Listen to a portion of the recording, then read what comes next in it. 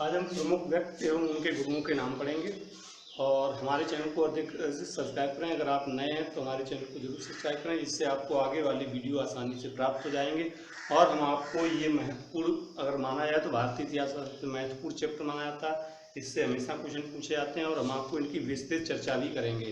तो बात आती है सबसे पहले कि चंद्रगुप्त आपको बताएं घनानंद के समय मगध का शासक घनानंद था। उसी समय चाणक्य का घनानंद से जब विवाद हुआ था और विवाद होने पर ही चाणक्य ने अपने शिष्य चंद्रगुप्त को कहा जाता है, मतलब एक तरीके से शिक्षा देने के बाद घनानंद से जब युद्ध लड़ा तो उसमें प्रधान सेनापति जो थे वो आपके चंद्रगुप्त थे, सॉरी कौटिल्य थे या कहते थे चाणक्य थे, जिससे घनानंद को हराने के बाद मगध की गद्दी पर चंद्रगुप्त मौर्य को बैठाला। इसके बाद आपका कहा जाता है कि चाणक्य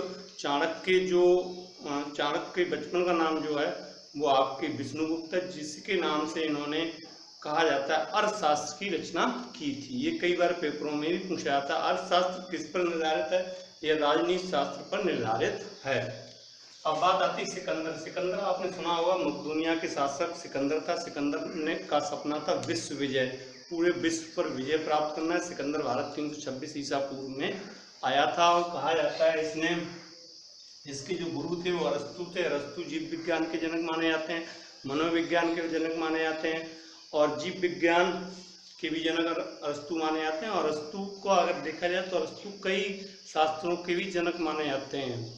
और बात कही जाती है सिकंदर के जो गुरु थे वो अरस्तु थे। सिकंदर आया था भारत में, जिसने सबसे पहले तक्षशिला के राजा अंबी पर राजा अंबी से युद्ध किया था। राजा अंबी ने अधीनता स्वीकार कर ली थी। उसके बाद पंजाब के राजा पोरस से युद्ध लड़ा था आपके सिकंदर ने। फिर पोरस से जब युद्ध लड़ने के बाद पोरस की महानता के कारण उसके राज को लौटाने के बाद सिकंदर जब आगे बढ़ा तो ब्यास नदी से ही सिकंदर भारत से वापस लौट गया था।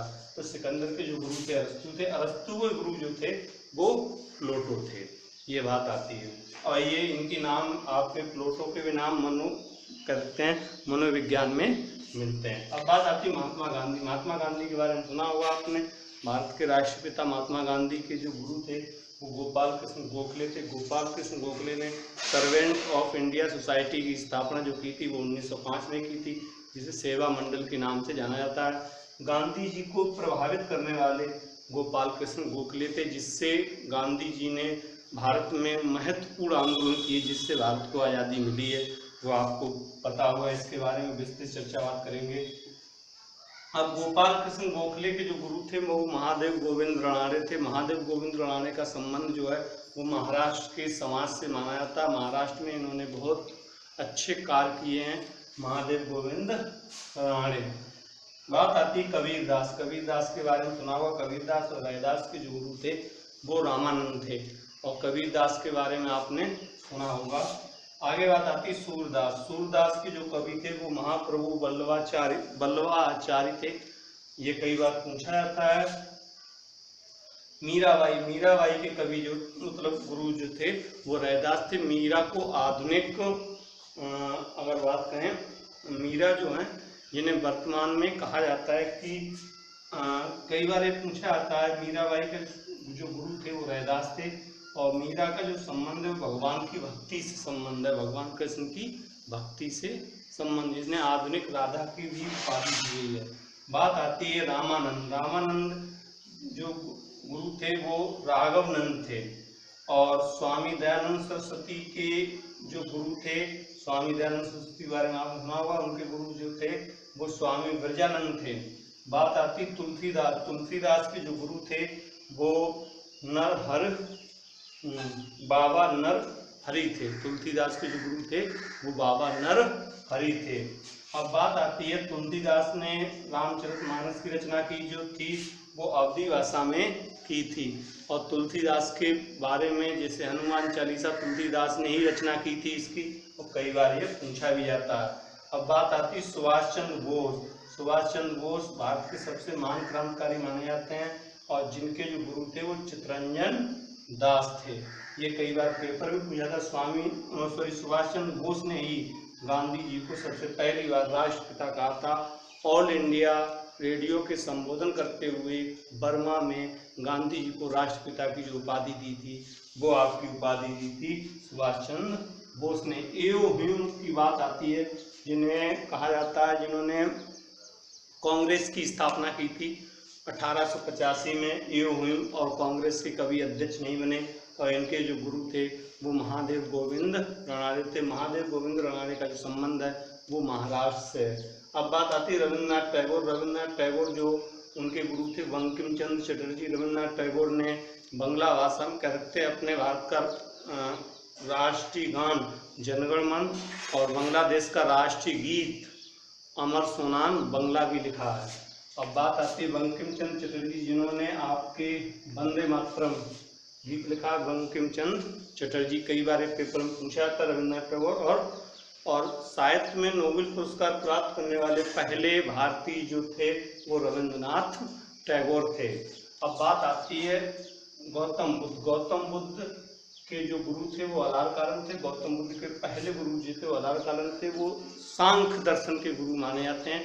गौतम बुद्ध के जो गुरु अलारकालन थे वो सांख्य दर्शन के गुरु माने जाते हैं।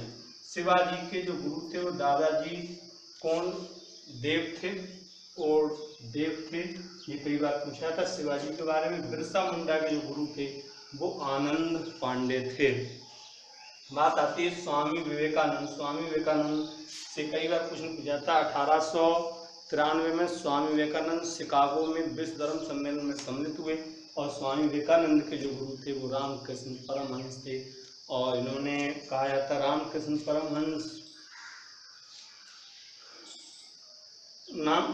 परमहंस के नाम से ही इन्होंने प्रचार प्रसार किया था स्वामी विवेकानंद। स्वामी विवेकानंद से सबसे अहम क्वेश्चन आता स्वामी विवेकानंद आपके 1893 में शिकागो विश्व हिंदू धर्म सम्मेलन में भाग लिया था, ये कहा जाता है, कई बार पूछा जाता है। तानसेन जाना जाता है। तानसेन के जो गुरु थे वो शेख मोहम्मद गौस थे और तानसेन अकबर के दरबार के दरबारी माने जाते हैं। और शौकत अली जो थे वो बाल गंगाधर तिलक के थे और बाल गंगाधर तिलक ऐसे क्रांतिकारी थे जिन्हें लाल बाल पाल में बाल गंगाधर तिलक का नाम आता है।